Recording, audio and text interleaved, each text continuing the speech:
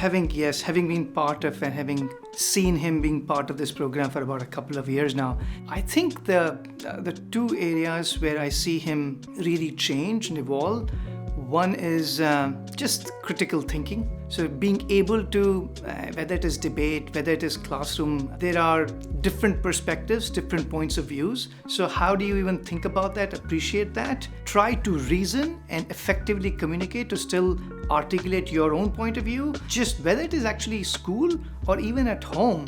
The reasoning and the discussion that I have with him at times it feels like I'm talking to an equal, an adult, right? Not just a child who's still in middle school or high school. I think that would be my take on how exposure to philosophy, economics, and just his thinking and communication has evolved. At home, our conversation, it stayed kind of the same, but there are times that we do see him question us more. He would, in the past, he would just say, I don't want to do this, but now we actually see him actually try to give us a reason why he does not want to do certain things.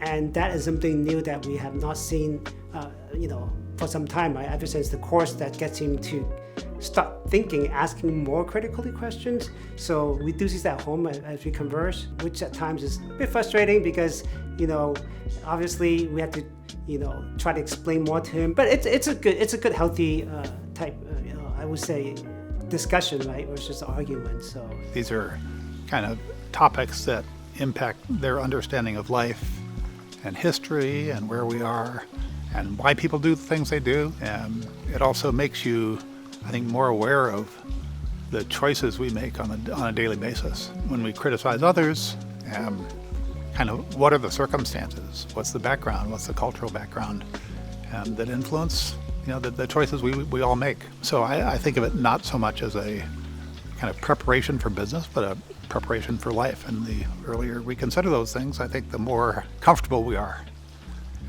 understanding who we are. Think of two roles I play. Like one is in my work as a corporate executive and second as a father.